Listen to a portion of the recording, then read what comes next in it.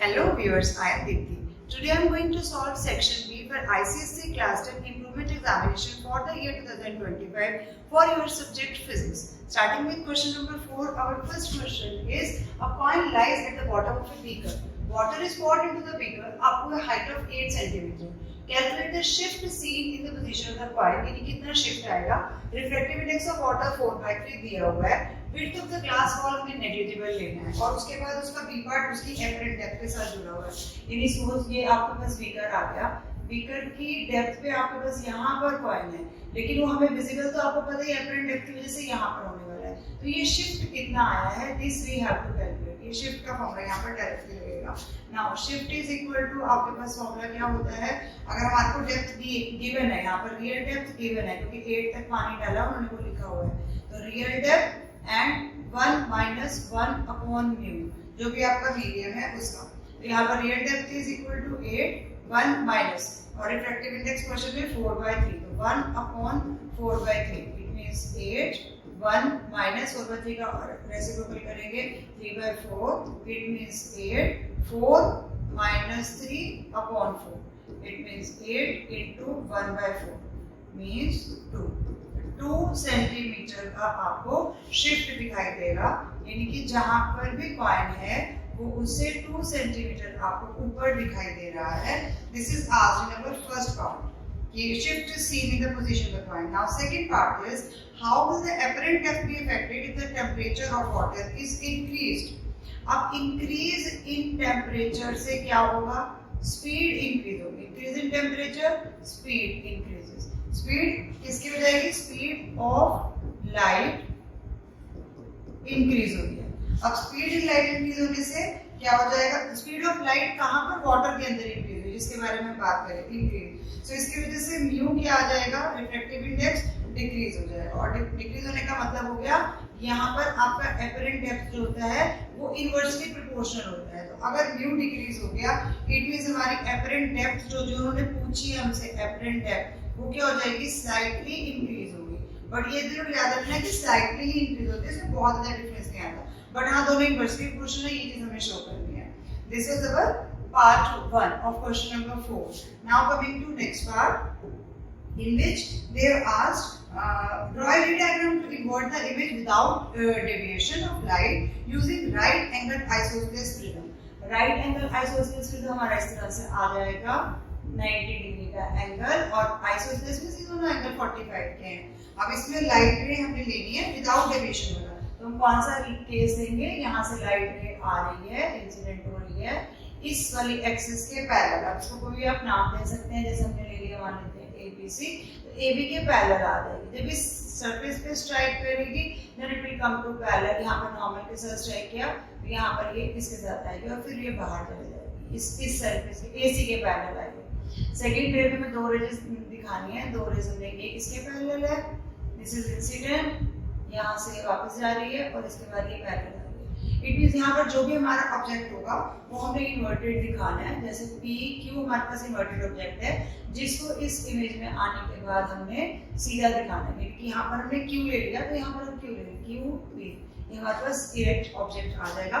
Erect image आती है inverted object के साथ क्योंकि इसका नाम ही है इरेक्टिंग प्रिज्म. ये आपको जो ड्रॉ करने के लिए दिया है this is erecting prism. Light का चैप्टर है, लाइट में से सारे वाले क्वेश्चन आपने ध्यान से करने हैं. इसमें PQ इन्वर्टेड ऑब्जेक्ट है जिसकी Q डैश P डैश हमारे पास इरेक्ट इमेज बन रही है. नाउ इसके अंदर और कोई रिलेटेड पार्ट नहीं है. 3 मार्क्स का गेला, बस आपको थोड़ा सा डिस्क्राइब करना है कि नॉर्मल से स्ट्राइक करेगी तो यहाँ से जाएगा. नाउ इन नेक्स्ट पार्ट फिर से आपको डायग्राम दिया हुआ है. डायग्राम में आपके पास ये आपकी लेंस है, प्रिंसिपल एक्सिस है. One ray is coming parallel to the principal axis. और क्वेश्चन में गिवन है कि कॉनकेव लेंस है. कॉनकेव लेंस क्या करता है, जो भी रे पैरेलल आती है उसको डाइवर्ज करता है. कहाँ से डाइवर्ज होती है, अपीयर होती है वो फोकस से. यहाँ फोकस गिवन है तो it is appearing that it is going to diverge after passing to the concave lens. तो ये डाइवर्ज हो जाएगी. सेकंड रे जो हमें दिखाई है वो इसके पैरेलल आ रही है यहाँ से और ऑप्टिकल सेंटर से जा रही है. और ऑप्टिकल सेंटर से जो भी रे जाती है वो क्या होती है, सीधी चले जाएगी. तो ये दोनों रेज हमारे क्लास में पैरेलल हो जाएंगी. एल हमने लेंस को दिखाना है. एक्स रे के लिए हम लिखेंगे कि it is diverging and coming to appear from focus of the lens, और वाई रे जो है वो वापस सीधी जा रही है और ऑप्टिकल सेंटर से जा रही है, इसलिए वो अनडेविएटेड स्ट्रेट चली जाएगी। और ये 2f है, ये तो हमने एज इट इज सिर्फ दिखाना है। Describe the path of please accident with the lens, इस तरह का पैरेलल दे देगा। Give one use of this lens, कहां पर ये वाला लेंस यूज होता है आपका मायोपिक आई के लिए, यानी कि शॉर्ट साइटेडनेस के लिए ये वाला लेंस हम यूज करते हैं। इसके अलावा गैलीलियन टेलीस्कोप में भी यूज होता है, आप एक में लिख दो, मायोपिया में यूज होता है, इसके अलावा गैलीलियन टेलीस्कोप में भी यूज होता है। Calculate the power if the focal length of this lens is 20 centimeter. F is equal to 20 centimeter. अब पावर का फॉर्मूला क्या होता है 1/f, लेकिन मीटर में तो 100 हो गया और नीचे 20 आ गया, इट मींस 5 आ गया। 5 डायोप्टर, लेकिन क्या है ये कौन सा लेंस है, कॉनकेव है, तो माइनस का 5 डायोप्टर, क्योंकि कॉनकेव लेंस के लिए हमारा आंसर जो है वो माइनस में आता है, तो -5 डायोप्टर कॉनकेव लेंस के लिए यहाँ पर आपको लगाना है। With this question 4 is over. Now coming to question number 5. Question number 5 भी आपका लाइट चैप्टर का है, इसमें भी आपके पास डायग्राम है। इस डायग्राम में भी आपके पास ये चीजें गिवन है, यहाँ 50 का एंगल आपको दिख रहा है, theta is equal to 50 degree. तो येलो लाइट अगर हमें दिखाया है कि येलो लाइट का स्पॉट है, given below shows a triangular prism of certain material with fluorescent screen place adjacent to it. The yellow light ray striking the surface ST of the prism shows a fluorescent spot at point X पे आपके fluorescent spot दिखाई दे रहा है आपको। तो calculate the critical angle of the material of the prism for yellow color। तो critical angle कौन सा होता है, critical angle is that angle of incidence for which angle of refraction in the medium is 90 degree। As you can see यहाँ पर 90 degree का angle बन रहा है, ये 50 है, तो एंगल नॉर्मल के साथ कितना बनेगा, सरफेस के साथ 50 बन रहा है, हमने नॉर्मल के साथ देखना है, तो नॉर्मल के साथ ये एंगल कितना हो जाएगा 40 डिग्री। तो यहाँ पर आपका कैलकुलेट द क्रिटिकल एंगल में बस आप सिर्फ शो करेंगे this is 90 minus 50, it means 40 degree is the critical angle of this prism for that angle of incidence, यहीं पर बनने वाला है एंगल ऑफ इंसिडेंस जिस पर ये एंगल रिफ्लेक्शन का आपको 90 डिग्री है, तभी तो ये एक्स पे स्पॉट बना रहा है येलो लाइट जो आ रहा है। तो ए पार्ट का आंसर सिर्फ आपको क्रिटिकल एंगल को कैलकुलेट करना था, तो आप इस तरह से कैलकुलेट कर सकते हैं।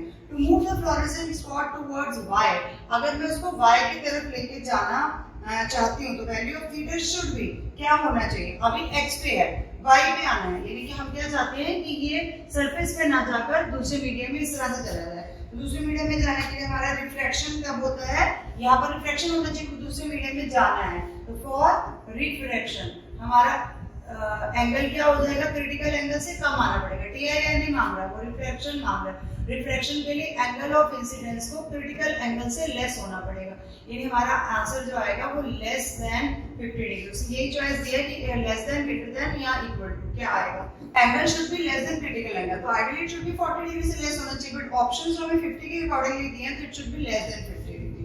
इक्वल टू तो होगा तो फिर तो क्रिटिकल एंगल ही करते हैं, और ग्रेटर देन होगा तो टीआईआर हो जाएगा, तो लेस देन 50 होना चाहिए, वैसे तो लेस देन 40 होना चाहिए क्योंकि हमारे अकॉर्डिंग तो क्रिटिकल एंगल 40 बन रहा है।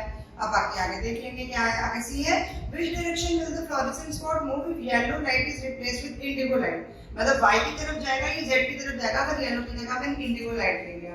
अब इंडिगो लाइट लेने का मतलब पहले इनका रिलेशन देखना पड़ेगा आपको, क्या क्या रिलेशन होता है। क्रिटिकल एंगल डिक्रीज विद किसके साथ हमने रिलेशन लेना है, हमारे पास म्यू है, दोनों कलर्स के अलग अलग म्यू आ जाएगा, तो या फिर उसकी वेवलेंथ ले सकते हैं। तो क्रिटिकल एंगल डिक्रीजेस विद, दोनों का रिलेशन क्या है, decrease, directly proportional, decrease in wavelength, critical angle का वेवलेंथ के साथ डायरेक्ट प्रोपोर्शनलिटी, तो अगर वो डिक्रीज होगा तो ये भी डिक्रीज हो जाएगा।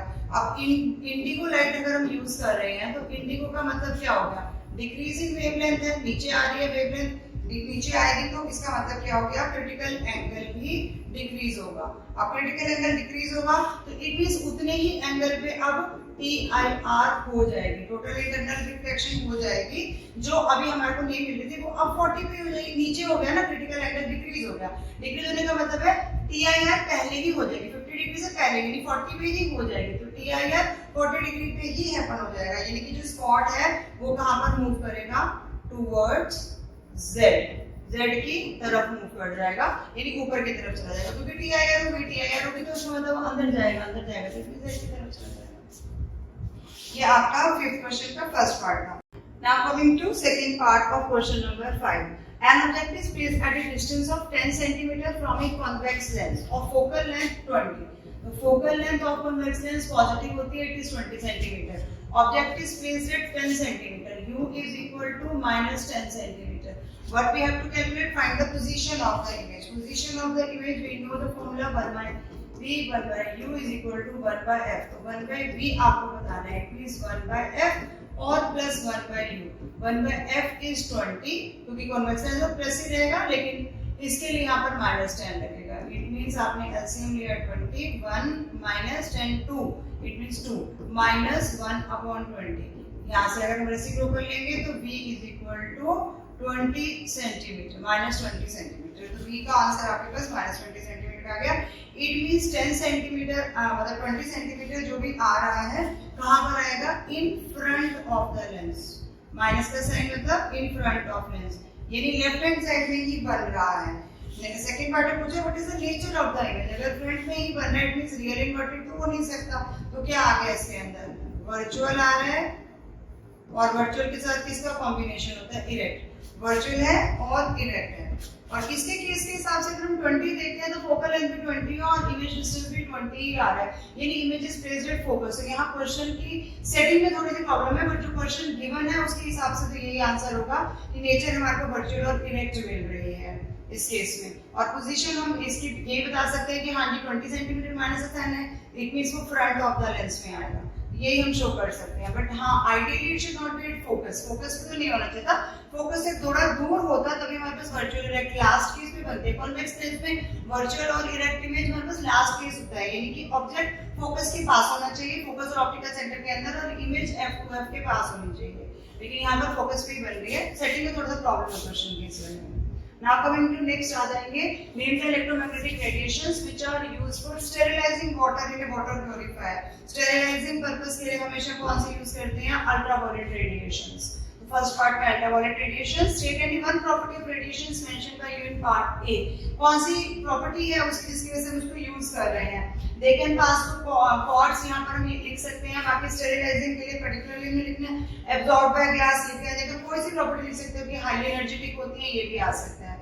नेक्स्ट है why are danger signals red in colour. Red danger signals की रेड क्या है? रेड की लॉन्गेस्ट वेवलेंथ होती है. कितनी होती है? 8000 होती है ना, 8000 एंगस्ट्रॉम. तो रेड की लॉन्गेस्ट वेवलेंथ होने की वजह से स्कैटर्ड लीस्ट. बस इतना भी अगर आपने लिख दिया तब भी आपको मार्क्स तो मिल जाएंगे. लीस्ट स्कैटर्ड होती है क्योंकि आपको पता है intensity is inversely proportional to lambda power 4 होता है. जितना लैम्डा बढ़ जाएगा उतनी स्कैटरिंग सबसे कम होगी. तो लॉन्गर डिस्टेंस तक जाएगी विदाउट बिकमिंग वीक जाएगी. इसलिए signal is visible even in the fog. From A farther distance it is visible even in the fog. ये पूरा रीजन आपको देना है तभी आपको इसके मार्क्स मिल पाएंगे. With this question 5 is over. Now question number 6. A uniform meter rule is balanced horizontally on a knife edge placed at 60 centimeter mark. 60 पे हमारा फलक्रम आ गया. कब बैलेंस हो रहा है? When the mass m is suspended from 75 centimeter mark. 60 के बाद हमारा यहाँ पर 75 सेंटीमीटर है और इस पर बैलेंस कब हुआ है? जब हमने इस पे मास m हैंग किया है. Draw the diagram of the arrangement. State with the reason. Whether the mass of the scale is greater than, less than or equal to mass m. ये हमने बताना है. As we know, mass of the scale will lie at center, यानी कि 50 centimetre. Centre of gravity कहाँ लाई करती है? 50 centimetre पे. तो mass of the scale let it be w, क्योंकि वेट को ही हम ले लेते हैं. वेट जो ग्रेविटी की वजह से उसी को वही सेंटर पे होता है. तो अगर ये मीटर रूल है, दिस इज 0, दिस इज उस तरह हमारे पास 100 आ जाएगा. This is the diagram. 75 centimetre पे मास है m kg का, सेंटर पे है 50 सेंटीमीटर पे वेट एक्टिंग डाउनवर्ड और फलक्रम सेंटर में. अब इस तरह से देखेंगे तो ये क्लॉकवाइज मूव कर रहा है और इधर से देखेंगे तो ये एंटी क्लॉकवाइज मूव कर रहा है. As they are told in the question that the scale is in balance. तो वो बैलेंस में हॉरिजॉन्टल पोजीशन में बैलेंस हॉरिजॉन्टली. तो बैलेंस है, इट मींस बैलेंस पोजीशन में क्या होना चाहिए? Clockwise movement is equal to anticlockwise moment के इक्वल आना चाहिए. अब दोनों तरफ मोमेंट कितना आ रहा है आपको चेक करो कितना मोमेंट आ रहा है. क्लॉकवाइज ये वाला यानी कि 75 माइनस 60 ये डिस्टेंस हो गया और m वहां पर मास है जो हमने लिया है. एंटी क्लॉकवाइज मोमेंट में इतना आ रहा है तो डिस्टेंस कितना है? 60 माइनस 50 और ये हमने वेट ले लिया. इट मींस ये कितना बना? 50m और ये कितना है? 10w. अब w को हमें बताना है उसको कितना है, ग्रेटर है, लेस है या क्या आएगा. तो W is equal to, W अपनी जगह पे रहा 15 upon 10m. It means 1.5m आ गया. यानी कि वेट जो है वो 1.5 टाइम्स होना चाहिए, यानी कि ज्यादा होना चाहिए। तो हम क्या लिखेंगे, it is 1 times heavier than mass. जो हमने हैंग किया था उससे बड़ा है ये, 1.5 टाइम्स हैवियर या ग्रेटर, जैसे भी आप लिख सकते हैं। अच्छा, उसने ग्रेटर में बोला तो अब हैवियर ना लिख के ग्रेटर ही लिखिए, जिसमें क्वेश्चन में है उसके अकॉर्डिंगली देना है। Now next is state the energy conversion taking place in, किस किस में एनर्जी कन्वर्जन बताया पहला, ड्यूरिंग फोटोसिंथेसिस। फोटोसिंथेसिस में light energy to chemical energy. इसमें एक भी एनर्जी अगर आपने ठीक नहीं लिखी तो मार्क्स नहीं मिलती है, दोनों एनर्जीज आपको प्रॉपर्ली लिखनी है, लाइट टू केमिकल। इसी का बी पार्ट है इन ए थर्मोकपल। अब थर्मोकपल में टेम्परेचर का डिफरेंस आ जाता है, तो it means heat energy to electrical energy. एक गर्म और एक ठंडी हम लेते हैं, जिसकी वजह से टेम्परेचर डिफरेंस की वजह से हीट फ्लो होती है और फिर इलेक्ट्रिसिटी जनरेट होती है। तो this is the principle of the thermocouple. Now next is during bursting of cracker. तो क्रैकर मींस जिसमें बर्स्ट हो रहा है, मींस केमिकल एनर्जी है, तो केमिकल टू, लेकिन उसमें है क्या, हीट भी है, लाइट भी आती है एंड साउंड भी है, ये तीनों एनर्जीज देनी है आपको। ये एनर्जी कन्वर्जंस में इस बार स्पेशल में भी कवर किया है और इस पेपर में भी कवर है। एनर्जी कन्वर्जन जनरली इजी माने जाते हैं, इसलिए पेपर में डाला जाता है ताकि आप लोग उनको जल्दी से कॉम्प्रिहेंड कर पाएं। Now next is inclined plane का क्वेश्चन आपके पास आ रहा है। इंक्लाइंड प्लेन है, ऑब्जेक्ट है, यहाँ पे एंगल बन रहा है 30 डिग्री, ऑब्जेक्ट प्लेस है 20 kg का, यहाँ पर 20 kg का ऑब्जेक्ट है जिसपे फोर्स F रिक्वायर्ड है ऊपर लेके जाने के लिए B पोजीशन पे। नीचे ग्राउंड की पोजीशन A है, हॉरिजॉन्टल डिस्टेंस जो है वो AC आ रहा है, वर्टिकल डिस्टेंस BC है, और इस प्लेन का इन्होंने जो दिया है लेंथ वो 2 मीटर गिवन है। Inclined plane making an angle of 30 degree with the horizontal, a box of mass 20 kg is taken from A to B along the inclined plane of length 2 meter. Now calculate the potential energy gained by the box. तो सबसे पहले part में हमने potential energy निकालनी है। Potential energy के लिए भी नीड दिस H की, ये कितना है, BC कितना है। अब BC के लिए हम ट्रायंगल जब ये वाला ले रहे हैं तो इन ट्रायंगल BCD H क्या है, यानी BC मतलब परपेंडिकुलर, अपॉन गिवन क्या है, हाइपोटेन्यूज यानी AB। तो परपेंडिकुलर अपॉन हाइपोटेन्यूज क्या होता है, साइन का एंगल, यानी कि साइन का 30। अब BC की वैल्यू हमारे पास H आ जाएगी, AB हमारे पास गिवन है क्वेश्चन में 2 और sin 30 is 1/2। It means H कितना निकल जाएगा, 2/2 मींस 1 मीटर। ये वर्टिकल हाइट जो है this is 1 metre. Now potential energy is equal to mgh। Mass is given in the question as 20 mgl। Mass is 20 kg, G is also given as 10 and H आपने अभी निकाला तो it is 200 joule। तो potential energy का answer आ जाएगा 200 joule। Now in B part of the same question they have asked if 10 joule of work is done against friction, तो work done against friction is given as 10 joule, जो कि आपको पता है हमेशा opposite direction में लगता है। Moving the box from A to B, then calculate the force needed to pull the block from A to B। तो फ्रिक्शनल फोर्स भी 10 जूल का लग रहा है, तो टोटल हमें कितना लगाना पड़ेगा टू पुल द ब्लॉक, मतलब ऊपर लेके जाने के लिए, to pull the block upward, या लिखूंगी A से B पोजीशन में जाने के लिए हमें कितना चाहिए, यहाँ पर वर्क मान लेते हैं, वर्क डैश है is equal to F into S होता है, ये हमें पता है कि F into S है। अब यहाँ पर एक्स्ट्रा क्या आ रहा है, ये जो फ्रिक्शन वाला है ये हमारे पास एक्स्ट्रा आ रहा है, यानी 200 तो पोटेंशियल एनर्जी है ही है, और 200 में ये 10 भी प्लस करेंगे, इट मींस हमें कितना वर्क डन करना है 210 का। F we have to calculate, और इसमें S जो हमें डिस्प्लेसमेंट है वो गिवन है, कितनी है इसके अंदर डिस्प्लेसमेंट गिवन 2 है, तो यहाँ से F इज इक्वल टू कितना निकल जाएगा 210। हमारा टोटल वर्क डन हमें करना पड़ेगा, क्योंकि फ्रिक्शन के केस में तो हमें ओवरकम करना है, तभी तो बॉक्स मूव करेगा। तो आंसर विल बी 105, और फोर्स है तो न्यूटन, तो 105 न्यूटन का फोर्स रिक्वायर्ड है। अगर कितना फ्रिक्शनल फोर्स भी हम उसके अंदर ऐड कर रहे हैं तो उतना भी हमें प्लस करना पड़ेगा इसके अंदर। With this question 6 is also over. With this I conclude my second part of this physics improvement examination for year 2025. In next video I will conclude this paper. Thank you for watching till then. Keep watching, sharing and subscribe to my channel.